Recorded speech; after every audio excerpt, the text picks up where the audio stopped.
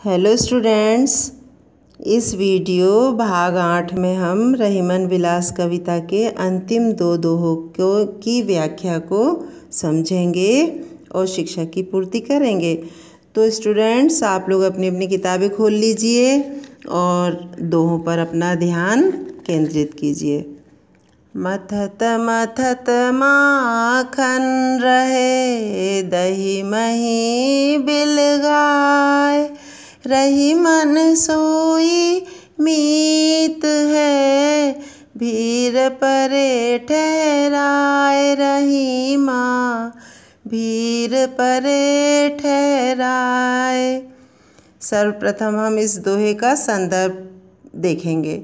संदर्भ आपको बता ही चुकी हूँ कि हमारी हिंदी की पाठ्य पुस्तक मकरंद के में संकलित रहीमन विलास नामक कविता से लिया गया है, जिसके कवि श्री रहीमदास जी हैं। उसके बाद हम प्रसंग पर प्रकाश डालेंगे। प्रस्तुत दोहे में कवि ने सच्चे मित्र की पहचान बताई है। ठीक है। फिर अर्थ यह है, कवि कहना चाहते हैं कि जिस प्रकार हम दही को मथ मथ कर मक्खन और छाछ अलग अलग कर लेते हैं, ठीक उसी प्रकार अनेक मित्रों में भी सच्चे मित्र की पहचान हो जाती है।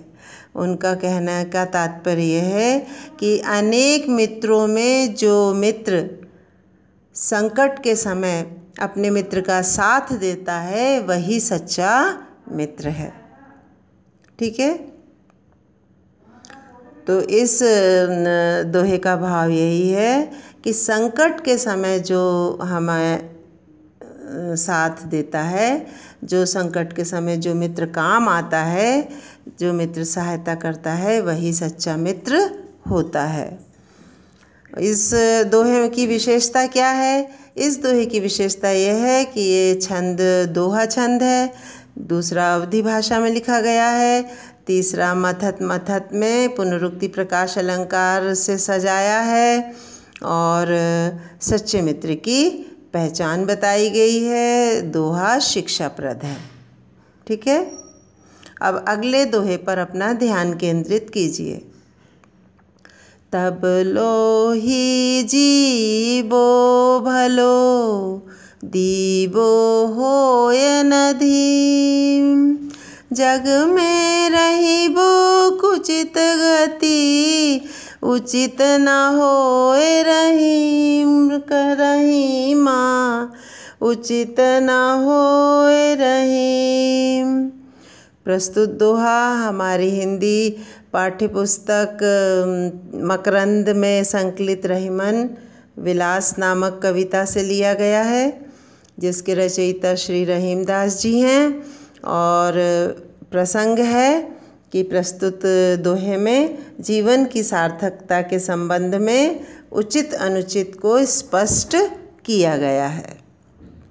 अर्थ है, रहीमदास जी कहते हैं कि मनुष्य का संसार में तब तक ही जीना भला है, तब तक ही जीना सार्थक है, जब तक उसमें देने का भाव बना होता है।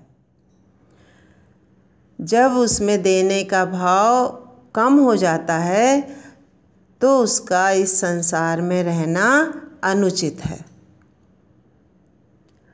इस संसार में जीवन जीने की सार्थकता देने में है, ना कि लेने में। ठीक है। तो भाव यह है कि संसार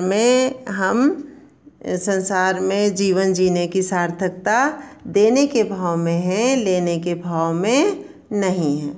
हम जब तक हम संसार के लोगों की मदद करते हैं और देते रहते हैं, तब तक ही हमारा जीवन जीना उचित होता है, सार्थक होता है, अन्यथा नहीं। इस दोहे में विशेषता यह है कि दोहा छंद दोहा है, दूसरा अवधी भाषा में लिखा गया है, तीसरा जीवन की सार्थकता देने में है, ना कि लेने में। इस शिक्षा को उन्होंने के लिए प्रेरित किया है। ठीक है। और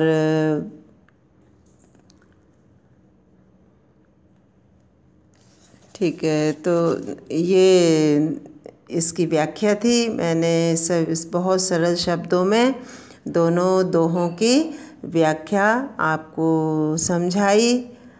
बच्चों, आपको अच्छी तरह समझ में आ गई होगी। आप इस व्याख्याओं को बार बार सुनेंगे, समझेंगे, तो आपके मन में किसी भी प्रकार की जिज्ञासा नहीं रह जाएगी।